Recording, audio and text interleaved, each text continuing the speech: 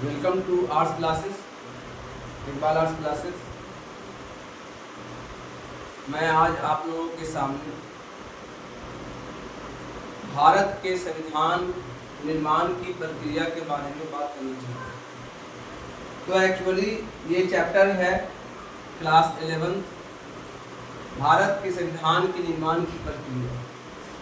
तो भारत के निर्माण की संविधान की प्रक्रिया जानने से पहले संविधान निर्माण की प्रक्रिया को जानने से पहले ये जानना होगा कि संविधान है क्या। एक्चुअली संविधान किसे कहते हैं? तो संविधान के बारे में एक सिंपल सा डेफिनेशन है कि संविधान वैसा डॉक्यूमेंट है, वैसा समझिए कि वैसी पुस्तक है जिसमें लिखित और अलिखित नियमों का विवरण किया जाता है। संविधान वैसा समझिए कि पुलिंदा है जिसमें लिखित और अलिखित नियमों को लिखा जाता है। जैसे कुछ संविधान ऐसे हैं वर्ल्ड के अंदर जो लिखित हैं और कुछ संविधान ऐसे हैं जो अलिखित हैं। जैसे भारत का संविधान लिखित है और ब्रिटेन का संविधान अलिखित है। तो लिखित और अलिखित है ना संविधान को इसमें पढ़ा जाता है। अब वर्ल्ड के अंदर अब बहुत सारे देश हैं, सभी देश का अपना अपना संविधान है। हम अपने देश के बारे में जानना चाहेंगे कि भारत का संविधान कैसे बना।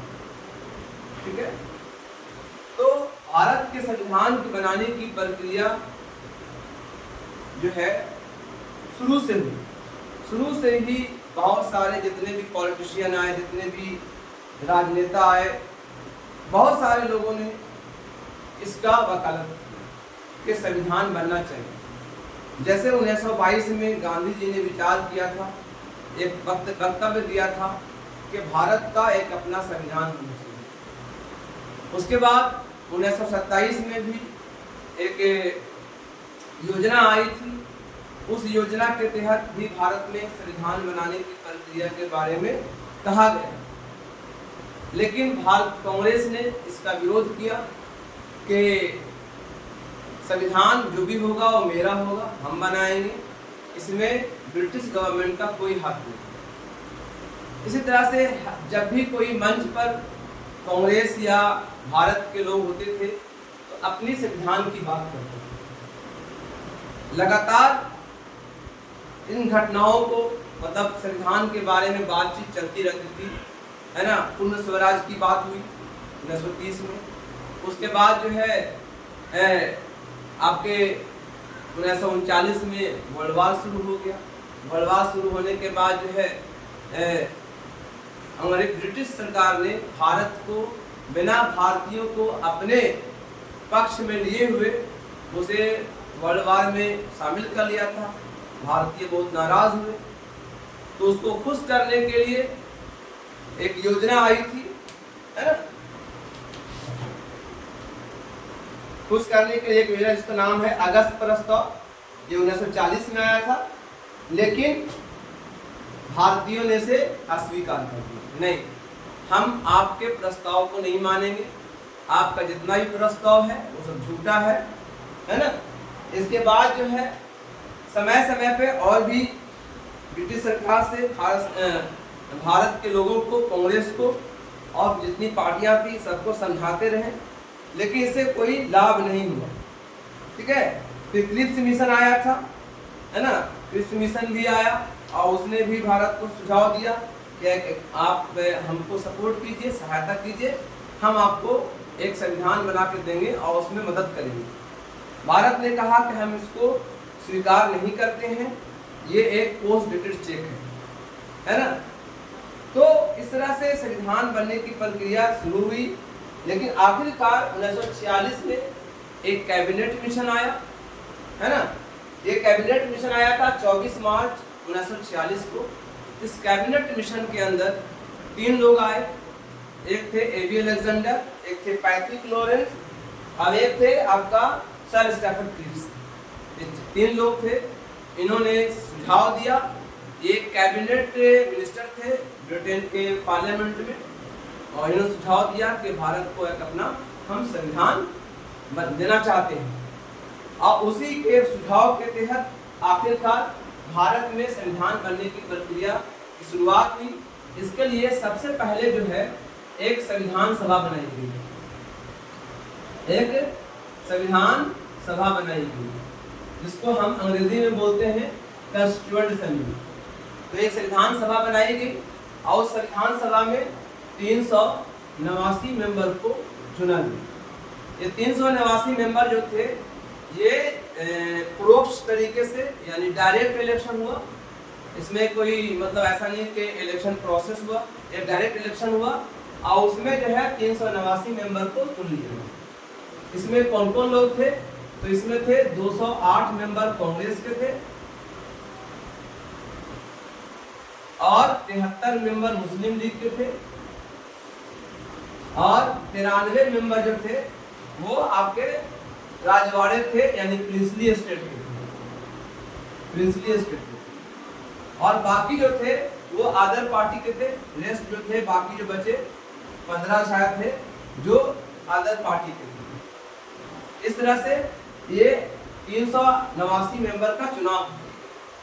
और इसका पहला जो सेशन हुआ, फर्स्ट सेशन जो इसका हुआ वो हुआ था आपके 9 दिसंबर 1946 को इसका पहला सेशन हुआ, है ना। इस पहले से या ये सेशन कहाँ हुआ था, है ना, केंद्रीय असेंबली यानी सेंट्रल जो असेंबली थी उसके लाइब्रेरी हॉल में शुरू किया गया था। और उसके बाद जो है ये पहले सेशन में, है ना, सिर्फ एक काम हुआ कि सबके सामने इंडक्शन हुआ और उसके बाद संविधान सभा को चलाने के लिए एक अस्थाई अध्यक्ष अस्थाई अध्यक्ष चुन लिया गया, अस्थाई अध्यक्ष चुन लिया गया और ये थे डॉक्टर सच्चिदानंद सिंह। उसके बाद जो है 9 के बाद जो है 11 को भी एक बैठक हुई और इस बैठक में जो है राजेंद्र प्रसाद को, है ना, संविधान सभा का अस्थाई अध्यक्ष चुन लिया गया, परमानेंट चेयरमैन चुन लिया गया। अस्थाई अध्यक्ष चुना गया किनको? राजेंद्र प्रसाद को। और ये संविधान सभा के अस्थाई अध्यक्ष बन गए। अब अस्थाई में रह गए डॉक्टर सच्चिदानंद सिन्हा। और उसके बाद 13 दिसंबर को क्या हुआ, जवाहरलाल नेहरू ने जो है संविधान सभा में संविधान बनाने के ऑब्जेक्टिव्स को, मतलब उद्देश्य प्रस्ताव को पेश किया, यानी ऑब्जेक्टिव रेजोल्यूशन पास किया कि हमारे संविधान को बनाने की प्रक्रिया क्या होगी, इसका क्या उद्देश्य होगा, इस चीज को वहां पर शामिल किया। और उसके बाद जो है प्रोसेस चलता रहा। संविधान बनने में लगभग 3 साल लगे, 3 साल 11 महीने 18 दिन और 6 घंटे लगे। ठीक है, संविधान बनने में कितने दिन लगे? 3 साल लगभग लगे। और उसके बाद जो है संविधान बनाने की प्रक्रिया में 12 सेशन हुए, यानी 12 सेशन का मतलब होता है, सेशन का मतलब हुआ, है ना, जिसको कहते हैं एक खास अवधि को लेकर सेशन कहा जाता है। जैसे मान लिया कि जैसे मान लिया होता है 1 साल का सेशन होता है, 1 साल में 3 सेशन होते हैं कभी कभी। तो जैसे पढ़ाई लिखाई में देखते हैं हम लोग के लिखते हैं कि 2026 है तो 26 और 27 एक सेशन हुआ। तो इसी तरह से एक सेशन बनाया गया। तो करीब करीब जो है कितने सेशन हुए? 12 सेशन में इसको बनाया गया और इसमें 165 मीटिंग हुई, यानी 165 बैठकें हुई। सीटिंग इसमें था, लोग बैठे, ठीक है। और इसके बाद जो है इसको बनाने में लगभग जो है 65 लाख रुपया खर्च हुआ।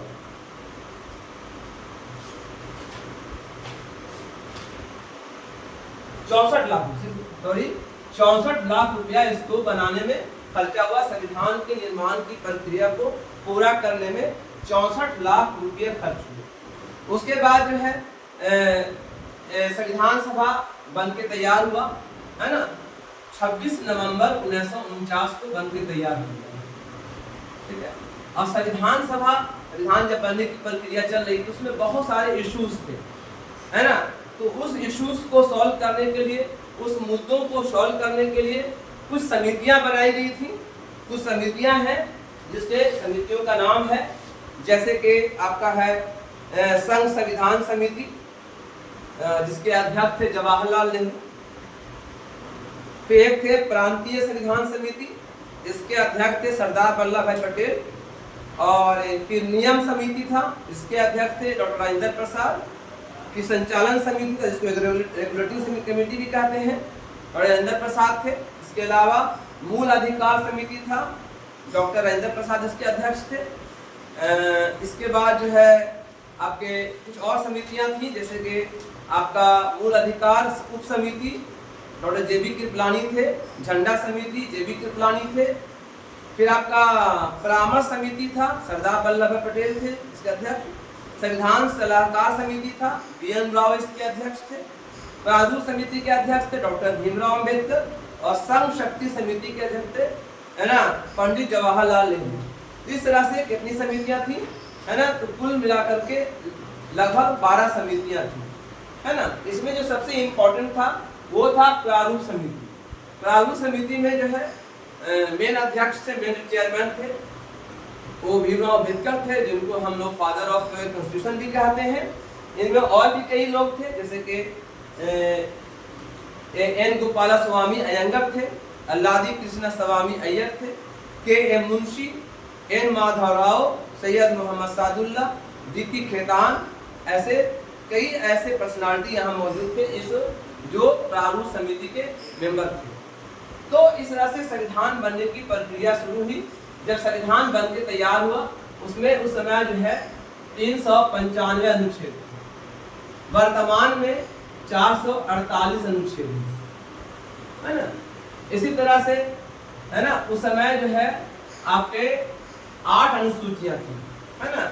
वर्तमान में अभी जो है 12 अनुसूचियां, है ना। उस समय जो है 22 भाग थे संविधान के अंदर, वर्तमान में जो है आपके 25 भाग हैं। इस तरह से संविधान में जब बन के तैयार हुआ तो उस समय 395 अनुच्छेद थे। अनुच्छेद का मतलब होता है आर्टिकल। हमारा संविधान का जो फीचर है और उसका सबसे बड़ा मतलब इम्पोर्टेंट है कि इसका जो प्रस्तावना, जो प्रेम्बल है, ये भारत के संविधान की जन्म कुंडली कही जाती है, यानी भारत के संविधान का आईना होता है। जैसे कोई भी किताब पढ़ रहे हैं तो उसके सबसे इम्पोर्टेंट पार्ट है कि उसके हम ये को पढ़ लें, मतलब उसके मेन पार्ट को, प्रस्तावना को पढ़ेंगे तो बहुत सारी बातें आपके सामने, है ना, बल के सामने आएंगी। तो ये जानना जरूरी था। उसके बाद जो है भारत के संविधान की कौन कौन सी विशेषताएं हैं, है ना, और इसमें जो प्रिंसिपल, इसके भारत के संविधान का जो मेन पिलर्स कौन है, इसके बारे में जानना है। भारत के संविधान बनाने की प्रक्रिया में कौन कौन से कहाँ से इसके सोर्स आए, ये भी जानना है। तो ये चीज़ को जानने के लिए हम अपने अगले वीडियो में हम इसके बारे में बात करेंगे। Thank you. इस वीडियो को यहीं पर हम अंत करते हैं।